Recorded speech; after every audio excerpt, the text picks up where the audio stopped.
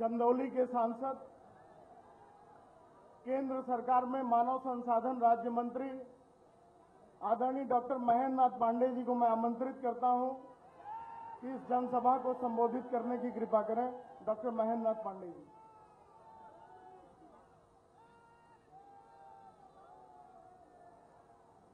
भारत माता की, भारत माता की। युग पुरुष नरेंद्र मोदी जिंदाबाद, नरेंद्र मोदी जिंदाबाद। मित्रों, बाबा भोलेनाथ की नगरी में काशी विश्वनाथ के परम आशीर्वाद से संपृक्त आज के भारत और आज के दुनिया के युग पुरुष माननीय नरेंद्र मोदी जी का इस विशाल समूह और कण कण में शंकर विराजित काशी के अंदर कोटि कोटि अभिनंदन है, कोटि कोटि वंदन है, कोटि कोटि अभिनंदन है। मित्रों, मंचस्थ सभी नेताओं को प्रणाम करते हुए हम लोग सीधे आदरणीय मोदी जी को सुनने के लिए व्यग्र हैं।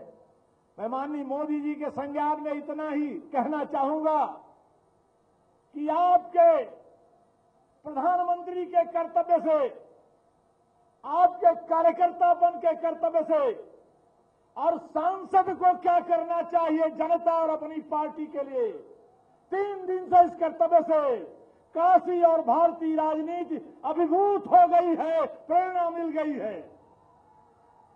इस राजनीति के पथ पर हम आपको भरोसा देना चाहेंगे।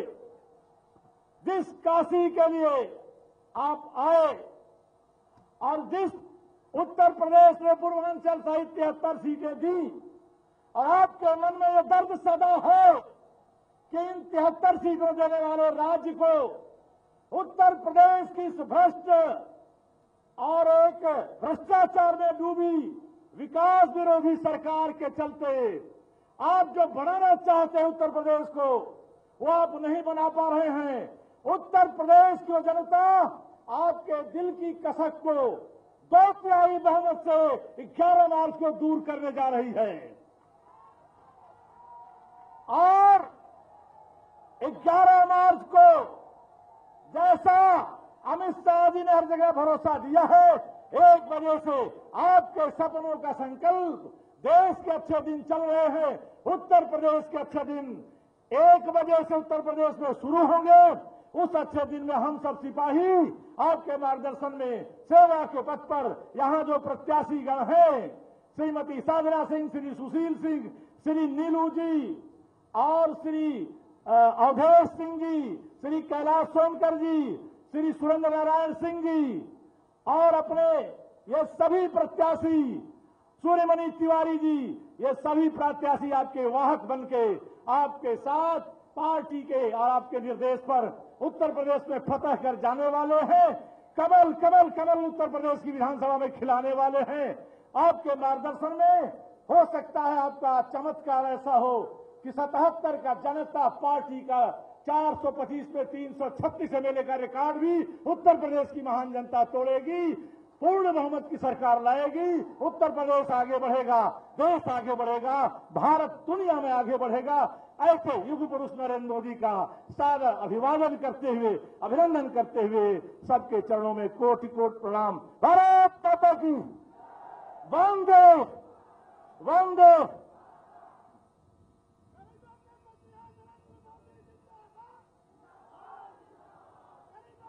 अब मैं बिना किसी औपचारिकता के मिर्जापुर से सांसद, भारत सरकार में स्वास्थ्य राज्य मंत्री श्रीमती अनुप्रिया पटेल जी को आमंत्रित करता हूं कि आएं और इस सभा को संबोधित करने की कृपा करें।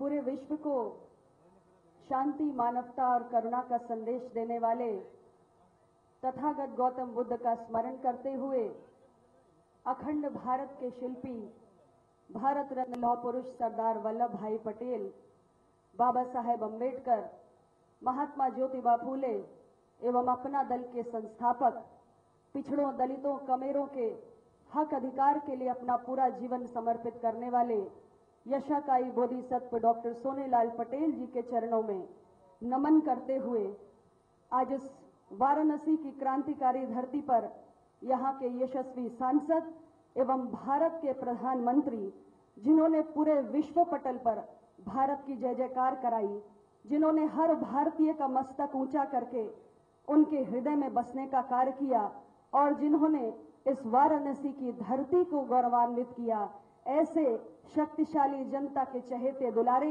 राजनेता परम आदरणीय श्री नरेंद्र मोदी जी का वाराणसी की जनता और भारतीय जनता पार्टी, अपना दल और भाजपा के कार्यकर्ताओं की ओर से बहुत बहुत अभिनंदन, स्वागत और वंदन करती हूँ। मंच पर उपस्थित केंद्रीय मंत्री आदरणीय श्री महेंद्र नाथ पांडे जी, माननीय सांसदगण, विधायकगण, भारतीय जनता पार्टी के जिला अध्यक्ष भाई हंसराज विश्वकर्मा जी, भारतीय समाज पार्टी के जिला अध्यक्ष भाई रमेश राजभर जी, अपना दल के जिला अध्यक्ष डॉक्टर नरेंद्र पटेल जी एवं मंचस्थ सभी पार्टियों के पदाधिकारी कार्यकर्ता साथियों का और इस मैदान में उमड़े जन समुद्र की बूंदों के रूप में वाराणसी जनपद के कोने कोने से आए हुए सभी सम्मानित बुजुर्गों, माताओं, बहनों, नौजवान साथियों, मेरे पत्रकार भाइयों और सुरक्षाकर्मी साथियों, आप सबका भी बहुत बहुत अभिनंदन, स्वागत करती हूँ। साथियों, आज आपकी उपस्थिति ये बता रही है कि अपने सांसद और भारत के प्रधानमंत्री को देखने के लिए आप कितने लालायित हैं। माननीय प्रधानमंत्री जी के प्रति आपकी आस्था, आपकी श्रद्धा, आपका अटूट प्रेम और आपका विश्वास आज विरोधियों के मस्तक पर चिंता की लकीरें पैदा कर रहा है। वो बौखलाहट में अपना संतुलन खो रहे हैं और उनके दिल की धड़कनें बढ़ी हुई हैं, ये सोचकर कि न जाने आज क्या होने वाला है। इस वक्त मुझे मेरे पिता यशाकाई डॉक्टर सोनेलाल पटेल जी के शब्द याद आते हैं। वो कहते थे कि जब विरोधियों के प्रहार बढ़ने लगे तो डरना मत, बल्कि खुश हो जाना, क्योंकि ये तुम्हारी बढ़ती हुई लोकप्रियता और ताकत का प्रतीक है। और आज कुछ ऐसा ही हमारे माननीय सांसद और भारत के प्रधानमंत्री जी के साथ हो रहा है कि जब वो भारत की संसद में बोलते हैं तो विरोधियों के मुंह पर ताले लग जाते हैं और जब जनता के बीच आते हैं तो ये तमाम विरोधी दलों के नेता ऑक्सीजन पर चले जाते हैं, हक्के बक्के रह जाते हैं, सोचते हैं कि अपनी सियासी जमीन आखिर बचाएं तो कैसे बचाएं। साथियों, उत्तर प्रदेश में आज 6 चरणों का चुनाव संपन्न हो चुका है और पूरे प्रदेश के अंदर आज जनता का जबरदस्त रुझान इस एनडीए के गठबंधन की ओर, अपना दल भारतीय जनता पार्टी भाजपा के गठबंधन की ओर है, क्योंकि पूरा प्रदेश 1.5 दशक के कुशासन, गुंडाराज, भ्रष्टाचार, सांप्रदायिकता, पिछड़ेपन, बेरोजगारी, गरीबी और लाचारी से मुक्त होना चाहता है। उत्तर प्रदेश की जनता ऐसी सरकार चाहती है जो उसे सर उठाकर जीने का साहस दे, ऐसी सरकार जो कृषि, उद्योग, व्यापार, बेरोजगारी, स्वास्थ्य, रोजगार सृजन, कानून व्यवस्था, शिक्षा और सुरक्षा जैसे अनेक विकास के स्तंभों को स्थापित करे और उनको मजबूत करे। उत्तर प्रदेश की जनता को ऐसी किसी सरकार की जरूरत नहीं है जो मुफ्त की बारिश करके कभी स्मार्टफोन, लैपटॉप और कभी घी दूध के डब्बे बांटकर उत्तर प्रदेश के मतदाताओं को भिक्षुक बनाकर रखना चाहती है। मैं वाराणसी की जनता से अपील करना चाहती हूं कि आप एनडीए के गठबंधन को मजबूती प्रदान करें और सभी विधानसभा क्षेत्रों से भारतीय जनता पार्टी के प्रत्याशियों का कमल का बटन दबाकर, भाजपा के प्रत्याशियों को छड़ी का बटन दबाकर और अपना दल के प्रत्याशियों को कप प्लेट का बटन दबाकर विजयी बनाएं। मैं विशेष तौर से आज अपना दल के साथियों से, डॉक्टर सोनेलाल पटेल जी को मानने वालों से कहना चाहती हूं कि 2009 की दीपावली की वो काली रात आपको भी याद होगी जिसने अपना दल के चिराग को बुझा दिया। डॉक्टर साहब का आकस्मिक निधन हो गया और अपने पिता को खोने के बाद मैं सबसे पहली बार जब वाराणसी में आपके बीच आई थी तो पिंडरा विधानसभा के बसनी गांव की धरती पर आई थी। उस वक्त जब आपके बीच आई थी तो आपकी बेटी बनकर, डॉक्टर सोनेलाल पटेल की बेटी बनकर आई थी और इन 7 वर्षों में आपने अपनी उस बेटी को अपना नेता बना दिया है। इसके लिए आपके सामने शीश झुकाती हूँ, आपका बार बार अभिनंदन, आभार व्यक्त करती हूँ। साथियों, शायद मैं उस वक्त इतने बड़े दायित्व के लिए तैयार नहीं थी, लेकिन आप सबने साहस दिया, मेरा मनोबल बढ़ाया, मुझे अपना आशीर्वाद दिया, स्नेह दिया और आज डॉक्टर सोनेलाल पटेल के मिशन को लेकर मैं आगे बढ़ने की हर क्षण कोशिश कर रही हूं और रोहनिया की धरती की सबसे बड़ी कर्जदार हूं जिन्होंने मुझे मेरी राजनीतिक पहचान दी है। यकीन मानिए साथियों, मेरे जीवन का हर क्षण डॉक्टर सोनेलाल पटेल की राजनीतिक चिंतन धारा को आगे बढ़ाने के लिए समर्पित है। हमें 2014 में भारतीय जनता पार्टी का साथ मिला। गरीब, कमजोर, शोषित, वंचित का मेरा समाज के स्वाभिमान की रक्षा करने वाले परम आदरणीय जन जन के प्रिय प्रधानमंत्री नरेंद्र मोदी जी का नेतृत्व मिला और उनके आशीर्वाद से आज ये हमारा अपना दल हमारे संघर्षों, त्याग, तपस्या, बलिदान का प्रतीक भारत की सरकार में शामिल है। यह हमारे लिए सबसे बड़े गौरव की बात है। माननीय प्रधानमंत्री जी ने अपना दल के सभी साथियों के संघर्षों का सम्मान किया है। डॉक्टर सोनेलाल पटेल के सपनों को पूरा करने की शुरुआत तो हो गई है साथियों, लेकिन अभी हमें और आगे जाना है। हमें नए मुकाम हासिल करने हैं, नई बुलंदियां छूनी है। इसलिए साथियों, इस बार माननीय प्रधानमंत्री श्री नरेंद्र मोदी जी के नेतृत्व में अपने सहयोगी दल भाजपा और भाजपा के साथ मिलकर हमारा ये अपना दल पहली बार उत्तर प्रदेश की सरकार में भागीदार बनने जा रहा है। डॉक्टर सोनेलाल पटेल जी का सपना पूरा होने जा रहा है। अपना दल को अपने सहयोगी साथियों के साथ मिलकर, सहयोगी दलों के साथ मिलकर उत्तर प्रदेश की सरकार में पहुंचाकर इस बार हम डॉक्टर सोनेलाल पटेल जी को इस वाराणसी की धरती से सबसे बड़ी श्रद्धांजलि देने जा रहे हैं। इसलिए याद रखना, किसी भी कीमत पर कोई चूक नहीं होनी चाहिए।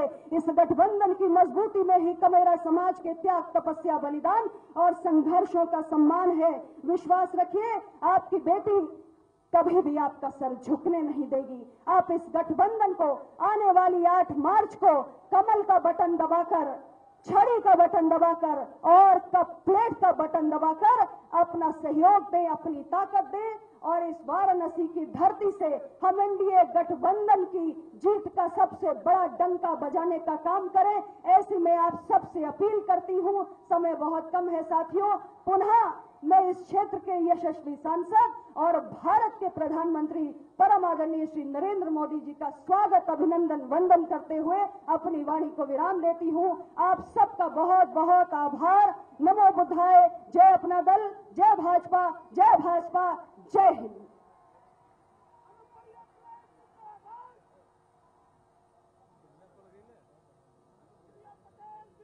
अब मैं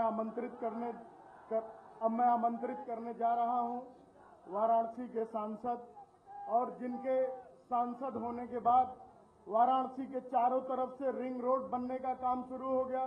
जिनके सांसद बनने के बाद वाराणसी से जौनपुर, वाराणसी से मऊ, वाराणसी से तमाम जिलों को कनेक्ट करने वाली सड़कों का निर्माण शुरू हो गया। ऐसे सांसद जिन्होंने बुनकरों के लिए 217 करोड़ रुपए का ट्रैक फैसिलिटेशन सेंटर बनाने का काम शुरू करवा दिया। ऐसे सांसद जिन्होंने हल्दिया से रामनगर तक, वाराणसी तक जल मार्ग शुरू कराने का काम किया है। ऐसे सांसद जिन्होंने विश्व के पटल पर वाराणसी का और भारत का मस्तक ऊंचा करने का काम किया है।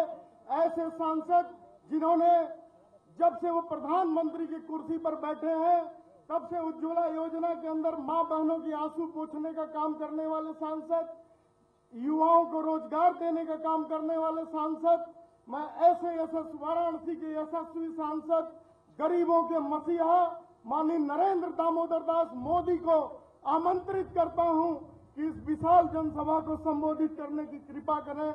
माननीय प्रधानमंत्री जी को मैं आमंत्रित करता हूं। नरेंद्र मोदी जिंदाबाद।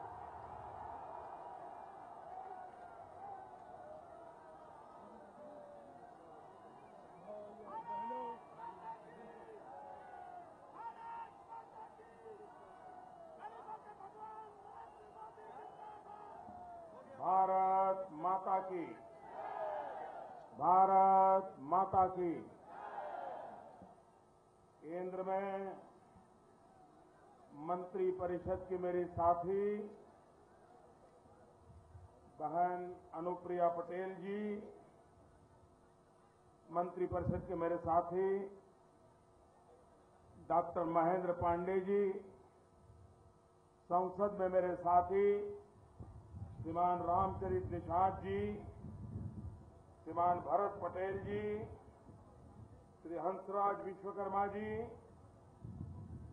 श्री रमेश राजभर जी, श्री सर्वेश कुशवाहा जी, श्री नरेंद्र पटेल जी, श्रीमान कौशेंद्र सिंह जी, राम लखन सिंह जी, ओंकार केसरी जी, काशी तिवारी जी, सुरेश सिंह जी, और इस चुनाव में भारतीय जनता पार्टी, अपना दल और भारतीय समाज पार्टी के उम्मीदवारों को और विशाल संख्या में पधारे हुए मेरे प्यारे भाइयों बहनों, पिंडरा से भाजपा के उम्मीदवार डॉक्टर अवधेश सिंह जी, शिवपुरी से श्रीमान अनिल राजभर जी,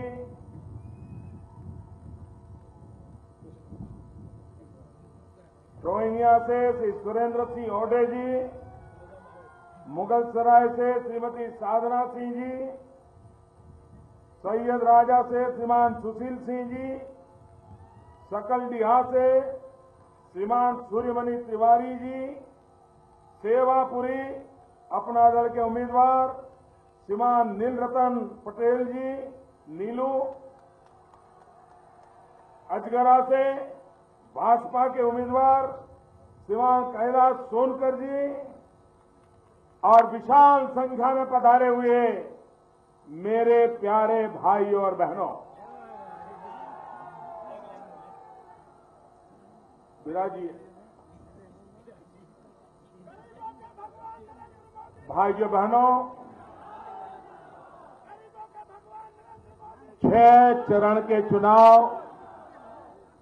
समाप्त हो चुके हैं। 8 तारीख को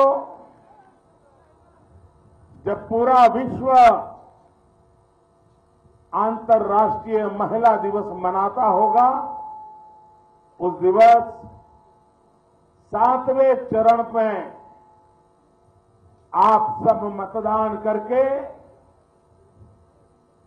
भारतीय जनता पार्टी, अपना दल और भारतीय समाज पार्टी के सभी उम्मीदवारों को भव्य विजय दिला करके उत्तर प्रदेश को सपा बसपा कांग्रेस से मुक्ति दिलाने का एक भगीरथ काम करोगे, ये मेरा विश्वास है। भाइयों बहनों, मुझे आज इस क्षेत्र में आकर के एक विशेष आनंद हो रहा है। जब मैं गुजरात में मुख्यमंत्री था तो डॉक्टर सोनेलाल जी गुजरात आते रहते थे। खास करके सरदार वल्लभ भाई पटेल के प्रति उनकी जो श्रद्धा थी, उसके कारण उनका आना होता था और उनके मन में हमेशा, क्योंकि मुझे काफी उनके साथ बातें करने का सौभाग्य मिला था, हमेशा अमूल डेयरी की तरह यहां के गांव में गरीब किसान पशुपालक, उनके जीवन में अमूल डेयरी की जैसी व्यवस्था खड़ी करके बदल कैसे किया जाए, ये विचार लगातार चलते रहते थे। आज मुझे खुशी है कि डॉक्टर सोनेलाल जी ने जो बीज बोया, जो वट वृक्ष के रूप में फला फूला, और उनकी प्यारी बेटी डॉक्टर सोनेलाल जी के सपनों को पूरा करने के लिए जी जान से जुटी है। ऐसे क्षेत्र में मुझे आकर के अपने आप में बड़ा गर्व होता है। आज सुबह लाल बहादुर शास्त्री जी उनके निवास स्थान पर जाकर के उनको श्रद्धा सुमन अर्पित करने का मुझे सौभाग्य मिला। जय जवान जय किसान, ये मंत्र घर घर में गूंजा। दशकों के बाद भी आज भी वो मंत्र गूंजता रहा है। ऐसे महापुरुष को नमन करके मैं आपके बीच आया हूं। भाइयों बहनों, मेरा जन्म उस धरती पे हुआ जिस धरती पर सरदार वल्लभ भाई पटेल पैदा हुए थे, महात्मा गांधी पैदा हुए थे। भाइयों बहनों, और ये मेरा सौभाग्य है कि पूर्वांचल की धरती का जनप्रतिनिधि बनकर के मुझे आपकी सेवा करने का आपने मुझे अवसर दिया है। भाइयों बहनों, हमारे देश का अगर हम कल्याण करना चाहते हैं तो हमें हमारे देश के गांवों में किसानों की जिंदगी में, गांव के जीवन में बदलाव लाना ही पड़ेगा। देश की अर्थव्यवस्था गांव की खरीद शक्ति जितनी ज्यादा बढ़ेगी उसके आधार पर निर्भर होने वाली है। और इसलिए हमने एक सपना संजोया है कि 2022 में जब हिंदुस्तान की आजादी के 75 साल होंगे, महात्मा गांधी, सरदार पटेल जैसे महापुरुषों ने जिस आजादी के लिए अपना जीवन खपा दिया था, वो सरदार पटेल के, महात्मा गांधी के, भगत सिंह, सुखदेव, राजगुरु, अनगिनत क्रांतिकारी, अनगिनत स्वातंत्र सेनानी जिन सपनों को लेकर के देश की आजादी के लिए वो अपनी जवानी खपा रहे थे, उन सपनों को पूरा करने के लिए हर हिंदुस्तानी को अविरत प्रयास करना चाहिए। और इसलिए 2022 जब आजादी के 75 साल होंगे, दो सपने प्रमुख रूप से लेकर के भारतीय जनता पार्टी और एनडीए की सरकार दिल्ली में काम कर रही है। एक, 2022 आजादी के 75 साल हो,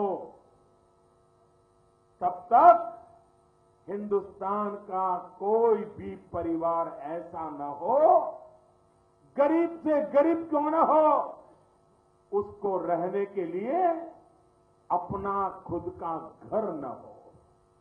भाइयों बहनों, गरीब से गरीब परिवार को रहने के लिए छत देने का संकल्प लेकर के भारतीय जनता पार्टी की सरकार काम कर रही है। दूसरा मेरा सपना है 2022 आजादी के 75 साल हो, अभी 17 चल रहा है, 5 साल बाकी है। इस 5 साल के भीतर भीतर हिंदुस्तान के किसान की आय डबल करनी है, 2 गुना करनी है। आज अगर वो 1 लाख रुपया कमाता है तो 2 लाख पहुंचाना है। आज अगर वो 50,000 कमाता है तो 1 लाख पहुंचाना है। और भाइयों बहनों, ये संभव है। जिस प्रकार से हमने पूरा रोड मैप बनाया है हिंदुस्तान के किसान के जीवन में बदलाव लाने के लिए, एक के बाद एक हमने ठोस कदम उठाए हैं। और उस ठोस कदम का परिणाम ये है कि देश की कृषि की आवक, देश के किसान की आवक, उसकी आय डबल होगी, 2 गुना होगी। जिस धरती मां एक बीज बोते हैं और अनेक बना करके हमें देती है, कभी भी हमने इस हमारी धरती मां की शहद की चिंता नहीं की, सोचा भी नहीं क्या कभी मेरी धरती मां भी बीमार होती है क्या, उसमें भी कोई बीमारी आ जाती है क्या, कभी नहीं सोचा। हमने धरती मां का इतना शोषण किया कि मां कभी हमारा हिसाब मांगती है। और इसलिए भाइयों बहनों, हमने सॉइल हेल्थ कार्ड के द्वारा धरती मां की तबीयत कैसी है उसका परीक्षण करना। जैसे आजकल कोई भी व्यक्ति बीमार हो जाए तो डॉक्टर कहता है कि लेबोरेटरी में जाकर के खून का नमूना देकर के तपास कराओ, पेशाब का नमूना देकर के तपास कराओ, थूक का नमूना लेकर के तपास कराओ, जांच कराओ, और उसके बाद रिपोर्ट आती है, तब जाकर के डॉक्टर दवाई देता है। जैसा मनुष्य के शरीर का है वैसा ही ये हमारी धरती माता का भी है। और इसलिए हर खेत की मिट्टी लेकर के उसका लेबोरेटरी में परीक्षण होना चाहिए। मिट्टी का स्वभाव क्या है, गुण क्या है, दोष क्या है, किस फसल के लिए, किस फसल के लिए वो मिट्टी अनुकूल है, कौन सा खाद चलेगा, कौन सा नहीं चलेगा, कौन सी दवाई चलेगी, कौन सी नहीं चलेगी, इसको वैज्ञानिक तरीके से जांचना जरूरी है। और इसलिए भाइयों बहनों, हमने पूरी तरह हिंदुस्तान के हर किसान को इस काम से जोड़ने के लिए शासन ने, भारत सरकार ने अरबों खरबों रुपयों का खर्च लगाया है। खेतों के जमीन के नमूने लेकर के जांच पड़ताल हो रही। किसान क्या करता है, अगर बगल वाले किसान ने लाल डिब्बे वाली दवाई डाल दी तो वो भी अपने यहां लाल डिब्बे वाली डाल देता है, पीले डिब्बे वाली डाल दी तो वो पीले डिब्बे वाली डाल देता है। वो सोचता ही नहीं है कि मेरे खेत में इस दवाई की जरूरत है कि नहीं है, मेरी जो फसल है उसमें इसका उपयोग है कि नहीं है, लेकिन बगल वाले ने किया वो भी कर देता है। और उसके कारण जितनी पैदावार होनी चाहिए होती नहीं है और आर्थिक रूप से नुकसान हो जाता है। भाइयों बहनों, हम सॉइल हेल्थ कार्ड के द्वारा किसान को वैज्ञानिक तरीके से अपनी फसल की कमाई करने के लिए पूरी तरह प्रशिक्षित कर रहे हैं, व्यवस्था कर रहे हैं। हमारे किसान को सर्टिफाइड बीज मिले। अगर अच्छा बीज होगा तो फिर किसान को कभी रोने की बारी नहीं आएगी। आज काले बाजारी करने वाले, बेईमानी करने वाले लोग किसानों को ऐसी झूठे बीज दे देते हैं और साल भर, जब साल बर्बाद हो जाए तब किसान को पता चलता है कि किसी ने मुझे ठग लिया है। भाइयों बहनों, ये किसान को रक्षा करने का पूरा प्रबंध आज भारत सरकार कर रही है। भाइयों बहनों, किसान को अगर पानी मिल जाए तो मिट्टी में से सोना पैदा कर देता है। ये ताकत हमारे देश के किसान की है। और इसलिए हमने हजारों करोड़ रुपया की लागत से देश में प्रधानमंत्री कृषि सिंचाई योजना को काम पे लागू किया। पुराने डैम बने हुए हैं लेकिन पानी ले जाने के लिए कैनाल नहीं बनी हुई है। भाइयों बहनों, कहीं पर पानी नीचे चला गया है, कुओं को रिचार्ज करने की जरूरत है। हजारों करोड़ रुपया, अरबों खरबों रुपया करके देश में किसान को पानी पहुंचाने की दिशा में एक बड़ा भगीरथ काम हमने शुरू किया। हम एक ऐसी योजना लाए हैं कि आज किसान के पास जो पंप है, कभी कभी वो इतनी बिजली खाते हैं, इतने पुराने हो गए हैं, किसान के पास पैसे नहीं वो पंप बदलने के लिए। हमने तय किया है जो भी किसान ये पंप बदलना चाहता है, भारत सरकार मुफ्त में उसका पंप बदल देगी, नया पंप दे देगी। भाइयों बहनों, हमने दूसरा काम किया, यूरिया।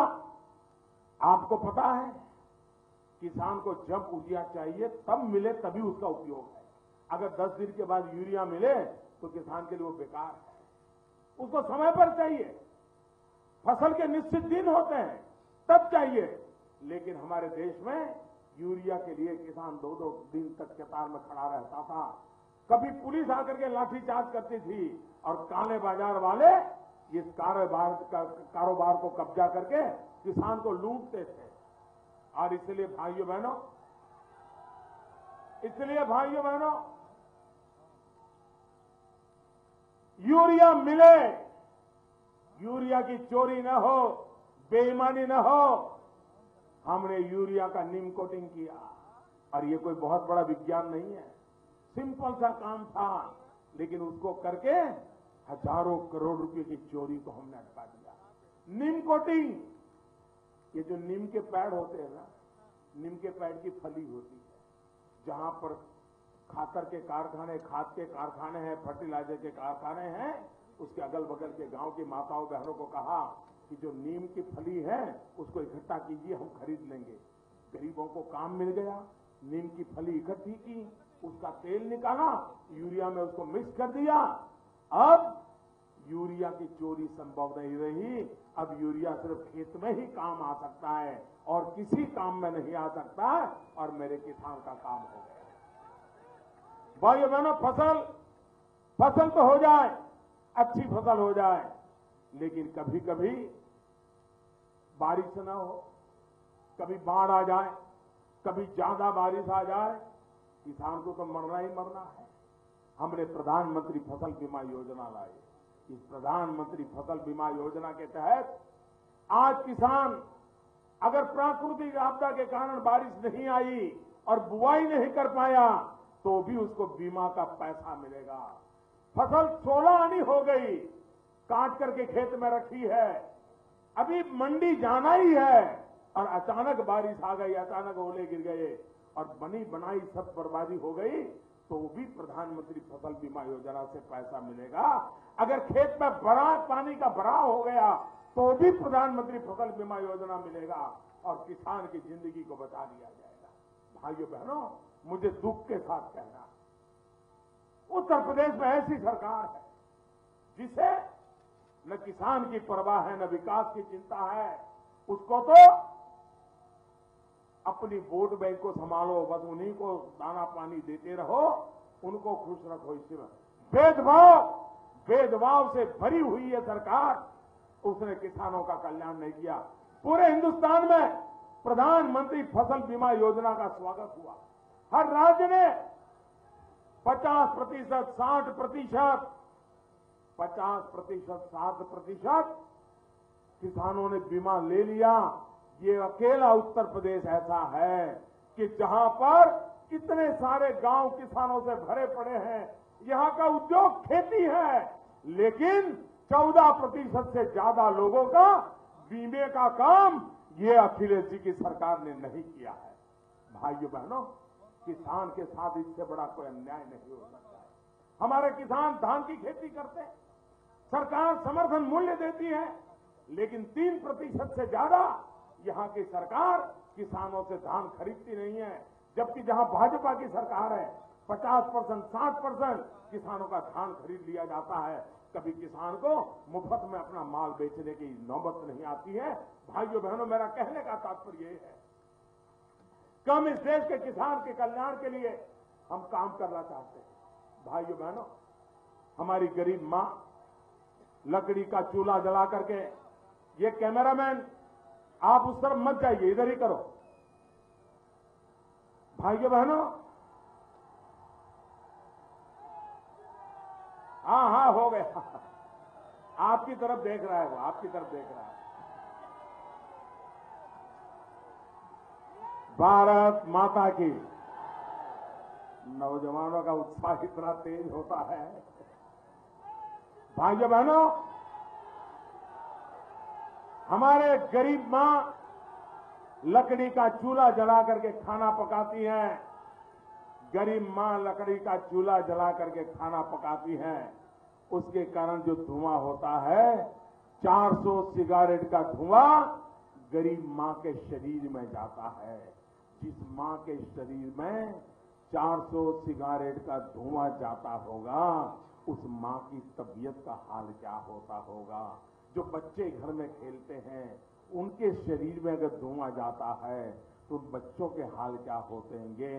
भाइयों बहनों, मैंने गरीबी देखी है, मैं गरीबी में पैदा हुआ हूं। गरीब की जिंदगी कितनी मुश्किल होती है वो मैंने जी करके देखा है, और इसलिए गरीबों के लिए कुछ करना, इस मकसद को लेकर के काम कर रहा हूं। और इसलिए हमने तय किया 3 साल के अंदर 5 करोड़ गरीब परिवारों को 5 करोड़ गरीब परिवारों को गैस का सिलेंडर देंगे, गैस का कनेक्शन देंगे, गैस का चूल्हा देंगे, ताकि गरीब मां को लकड़ी के चूल्हे से जो धुएं से मरना पड़ रहा है उसको मरना नहीं पड़ेगा। और भाइयों बहनों, अकेले उत्तर प्रदेश में 55 लाख गरीब परिवारों में गैस का सिलेंडर हम पहुंचा चुके हैं। यहां पर भी हजारों परिवारों को ये हम काम कर चुके हैं।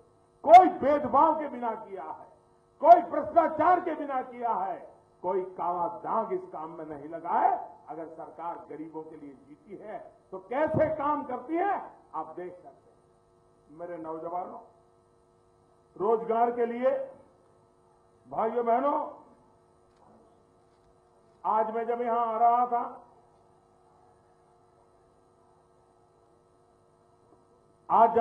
रहा था तो किसी ने मुझे एक अखबार का कटिंग पकड़ा दिया। मैं पढ़ के हैरान हो गया। भाइयों बहनों, आप मुझे बताइए, उत्तर प्रदेश में जो नौकरी चाहते हैं, जो होनहार है, ईमानदार है, क्या उनको नौकरी मिलती है? क्या मिलती है? क्या भेदभाव होता है कि नहीं होता है? अपना पराया होता है कि नहीं होता है? सच्चे लोग रह जाते हैं कि नहीं रह जाते हैं? और गलत लोगों को रोजगार मिलता है कि नहीं मिलता है? भाइयों बहनों, इलाहाबाद कोर्ट ने भी 50 बार इनको डंडे मारे हैं, लेकिन ये सुधरने का नाम नहीं ले रहा।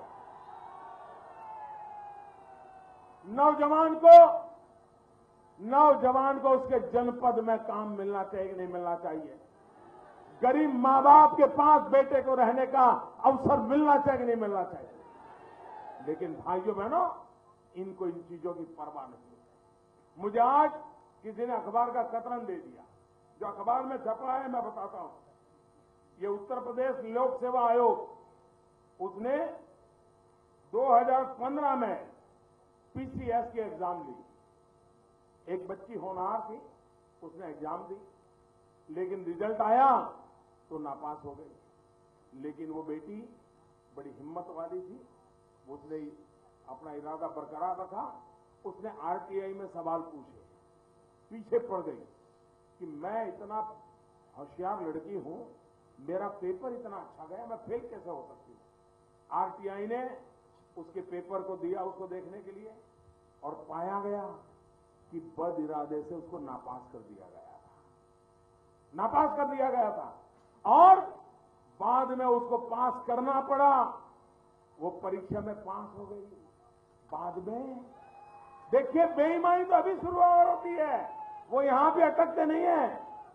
पहले लिखित परीक्षा में झूठी तरह नापास किया, पकड़े गए तो गुपचुप उसका इंटरव्यू किया और फिर उसको इंटरव्यू में फेल कर दिया। भाइयों बहनों, ऐसी सरकार पे कोई भरोसा करेगा क्या? कोई भरोसा करेगा क्या? भाइयों बहनों, ये इंटरव्यू के नाम पर नौजवानों को लूटा जाता है। दिल्ली में हमारी सरकार ने निर्णय किया कि हम इंटरव्यू नाम की ये जो बीमारी है, उस बीमारी को हटा देंगे।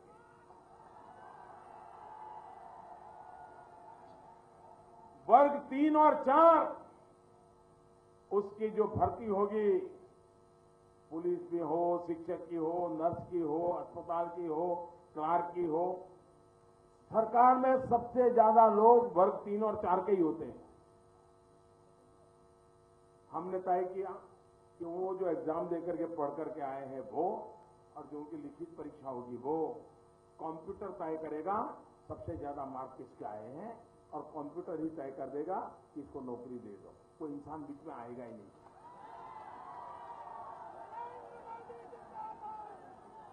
पहले क्या होता था, गरीब मां का बेटा बेचारा रात दिन मेहनत करके परीक्षा देता था, गरीब मां का बेटा परीक्षा देता था। परीक्षा में पास हो जाता था अपनी मेहनत से, फिर इंटरव्यू आता था, घर में खुशी का माहौल बन जाता था कि बेटे का इंटरव्यू आया है, बेटी का इंटरव्यू आया है। तो फिर 3-4 दिन में कोई घर पे आ जाता था और आकर के कहता था कि सुना है आपके बेटे का इंटरव्यू आया है, आपकी बेटी का इंटरव्यू आया है, बहुत अच्छा हुआ, आपको बधाई है, लेकिन देखिए इंटरव्यू के लिए तैयारी अच्छी कीजिए, कोई जान पहचान है क्या? तो माँ कहेगी अरे हम तो गरीब लोग हैं, हमारी क्या जान पहचान, बेटा जाएगा इंटरव्यू देकर के आ जाएगा। तो वो कहता है नहीं नहीं माँ, ऐसे नौकरी नहीं मिलती है, कुछ जान पहचान वाला लाना पड़ेगा। अच्छा ठीक है, मैं कोशिश करता हूँ। 2 दिन के बाद फिर आता है, वो कहता है माँ काम हो जाएगा। तो माँ पूछती है कैसे? बोले 2 लाख रुपया लगेगा बस। माँ को लग रहा है, माँ को लगता है कि भाई जमीन गिरवी रखने पड़े तो रखो, घर गिरवी रखना पड़े तो रखो, बेटे को नौकरी लग जाएगी तो बाद में देखा जाएगा। और गरीब माँ के 2 लाख रुपया मार लेता है, सारे लोग मारते हैं। यहां नौकरी के रेट बोलते कि नहीं बोलते? इस नौकरी के लिए 2 लाख, इस नौकरी के लिए 3 लाख, इसके लिए 5 होता है कि नहीं होता है? ये सब बंद होना चाहिए नहीं होना चाहिए? और इंटरव्यू भी क्या होता है? इंटरव्यू क्या होता है? यहाँ कई लोग हैं जिन्होंने इंटरव्यू दिया होगा। 3 बाबू बैठे होते हैं कमरे में, एक दरवाजे से कोई धक्का मारता है, वो अंदर आता है, सामने खड़ा रहता है, किसी को फुर्सत है तो पूछ लेता है नाम क्या है, और दूसरे दरवाजे से निकाल देता है। मुझे बताइए दुनिया में ऐसा कोई विज्ञान है क्या कि 30 सेकंड में पता चल जाए ये होनहार है कि नहीं है, ये बेईमानी है कि नहीं है? नौजवान को मूर्ख बनाया जा रहा है कि नहीं जा रहा है? हमने तय किया हम कोई इंटरव्यू नहीं करेंगे, उसके अपने मार्क के आधार पर उसको नौकरी दे देंगे, गरीब को भ्रष्टाचार से मुक्ति दिला देंगे। हमने अखिलेश जी को कहा कि भाई आप भी लागू करो, उन्होंने लागू नहीं किया। क्यों? क्योंकि उनको तो भेदभाव करना ही करना था। आप मुझे बताइए, आज उत्तर प्रदेश में कोई बहन बेटी सूरज ढलने के बाद अकेली घर के बाहर जा सकती है क्या? सलामत रहेगी क्या बेटी? वो डरेगी कि नहीं डरेगी? और कभी देर से आना हो गया तो मां बाप परेशान हो जाते हैं, नहीं हो जाते? भाइयों बहनों, ये कानून व्यवस्था आपने बनाई, बलात्कार, हत्या, लूट, हर प्रकार की माफिया, खनिज के माफिया, शिक्षा के माफिया, पानी के माफिया, न जाने माफियाओं को ही उपद्रव यहां चलता रहता है। और अखिलेश जी की सरकार सोई पड़ी। यहाँ के पुलिस थाने है क्या? है क्या? आप पुलिस थाने जाने का मन करता है क्या आपको? कितनी तकलीफ होगी तो तकलीफ झेलना पसंद करते हो कि पुलिस थाने जाना पसंद करते हो? लोगों को लगता है भाई ये तकलीफ झेलेंगे तो अच्छा रहेगा, पुलिस थाने जाएंगे तो 2 तकलीफ और बढ़ जाएगी। का कारण क्या है? कारण क्या है भाइयों बहनों? कारण ये पुलिस वाले नहीं है, कारण ये हवालदार नहीं है। इन्होंने पुलिस थाने को समाजवादी पार्टी का कार्यालय बना दिया। और अगर पुलिस वाला ईमानदारी से चला तो ये समाजवादी उसको सस्पेंड कर देते हैं या उसका तबादला कर देते हैं। घर में बूढ़े मां बाप बैठे हैं, बेचारे को छोटी सी नौकरी है, यहां से कहीं फेंक देंगे, वो डरता रहता है। भाइयों बहनों, यही कारोबार चला है। हम पुलिस थाने को सच्चे अर्थ में पुलिस थाना बनाना चाहते हैं। हम पुलिस वाले को सच्चे अर्थ में एक इंसान के नाते, एक सरकारी मुलाजिम के नाते सम्मान के साथ जिंदगी जिए, ऐसा काम करना चाहते हैं। और इसलिए भाइयों बहनों, उत्तर प्रदेश को सपा हो, बसपा हो, कांग्रेस हो, उसे मुक्ति दिलाने का अवसर है। अब मुझे बताइए, ये बहन जी कुछ आपका भला करेगी क्या? कोई भरोसा है क्या? बुआ में भरोसा है, भतीजे में भरोसा है, भतीजे के यार में भरोसा है? ये कुछ नहीं करेंगे भाई। अब तक आपने इनको देख लिया है मेरे भाइयों बहनों, अब बार बार मौका देकर के उत्तर प्रदेश को तबाह मत कीजिए भाई। और इसलिए मौका आया है सपा बसपा कांग्रेस से मुक्ति दिला करके उत्तर प्रदेश के नौजवानों का भविष्य सुनिश्चित करने का मौका है। पिछले 15 साल में एक पूरी पीढ़ी को इन लोगों ने तबाह कर दिया है भाइयों बहनों। अब हमारी पीढ़ियों को और तबाह नहीं होने देना। और इसलिए मैं आपसे आग्रह करने आया कि आप भारी मात्रा में मतदान करें। अपना दल भारतीय समाज पार्टी, भारतीय जनता पार्टी, इन तीनों के उम्मीदवारों को भारी बहुमत से विजयी बनाए और आप उत्तर प्रदेश का भाग्य बदलने का मौका न जाने दें भाइयों। अब तक जितना चुनाव हुआ है भारतीय जनता पार्टी को भारी समर्थन मिला है, भारतीय जनता पार्टी के साथियों को भारी समर्थन मिला है।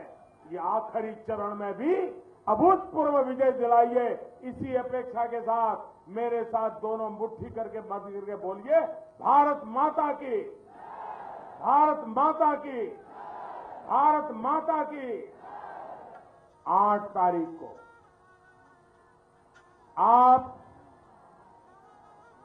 पहले मतदान फिर जलपान, पक्का वादा करोगे?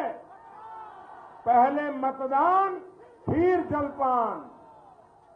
मेरे साथ बोलिए, पहले मतदान, पहले मतदान, पहले मतदान।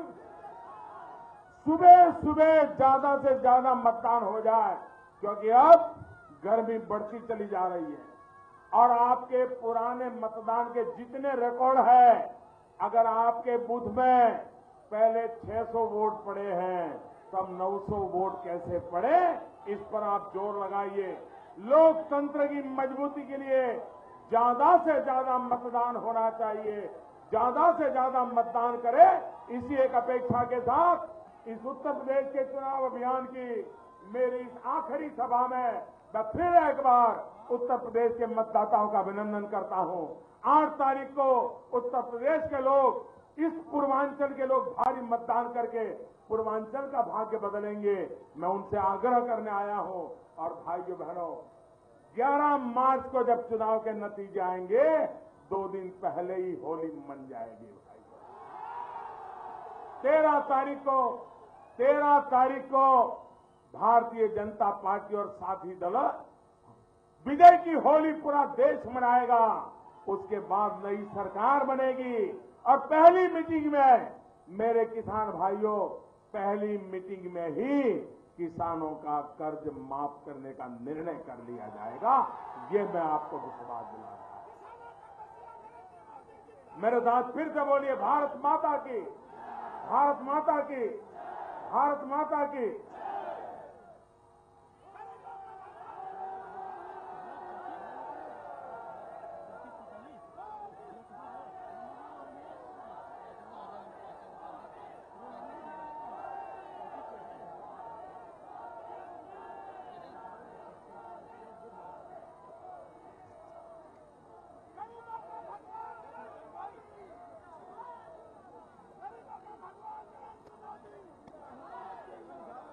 जिलाध्यक्ष हंसराज विश्वकर्मा जी को मैं आमंत्रित करता हूं कि आप सभी लोगों को धन्यवाद